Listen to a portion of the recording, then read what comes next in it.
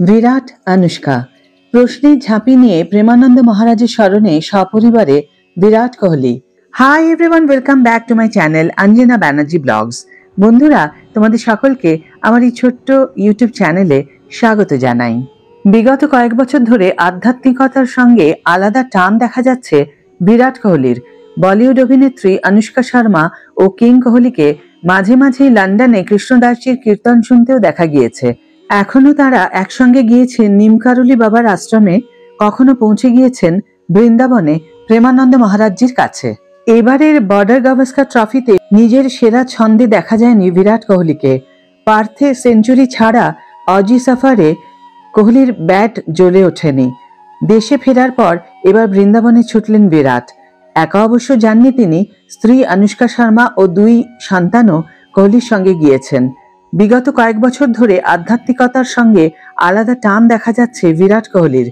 বলিউড অভিনেত্রী অনুষ্কা শর্মা ও কিং কোহলিকে মাঝে মধ্যেই লন্ডনে কৃষ্ণদাসজি কীর্তন শুনতেও দেখা গিয়েছে।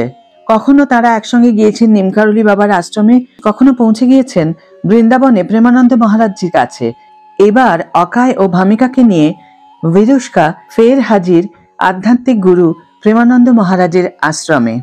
সোশ্যাল মিডিয়ায় বিরুষ্কার যে ভিডিও ভাইরাল হয়েছে সেখানে দেখা গিয়েছে বিরাট ও অনুষ্কা প্রথমেই সাষ্টাঙ্গে প্রণাম করেন প্রেমানন্দ মহারাজকে।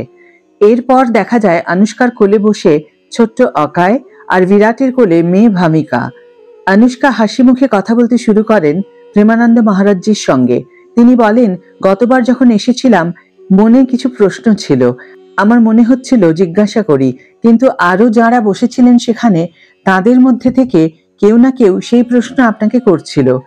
এখানে আসার কথা যখন হয়েছিল আমি মনে মনে আপনার সঙ্গে কথা বলছিলাম। পরের দিন যখন কথা বলতে শুরু করছিলাম কেউ না কেউ প্রশ্ন করছিল, আপনি শুধু আমাকে প্রেম ভক্তি দিন।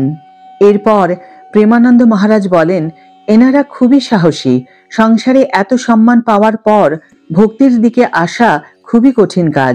এরপর হাসতে হাসতে তিনি বলেন, আমার মনে হয় আপনার অর্থাৎ অনুষ্কাকে বলেন, ঈশ্বরের প্রতি নিবেদিত প্রাণ হওয়ার প্রভাব ওনার অর্থাৎ বিরাটের কথা বলেন বিরাটের উপর পড়বে।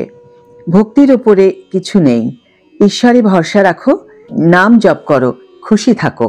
উল্লেখ্য, সামনেই রয়েছে ইংল্যান্ডের বিরুদ্ধে ভারতের টি-20 ও ওডিআই সিরিজ। ভারত গত বছর টি-20 বিশ্বকাপ জেতার পর আন্তর্জাতিক টি-20 ফরম্যাটকে বিদায় জানিয়েছেন বিরাট।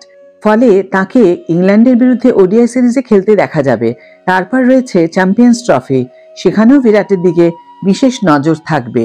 প্রেমানন্দ মহারাজজি আরো বলেন যে তিনি ঈশ্বরের সাধনা করছেন এবং বিরাট খেলার সাধনা করছেন, অর্থাৎ খেলাই হচ্ছে তার সাধনা।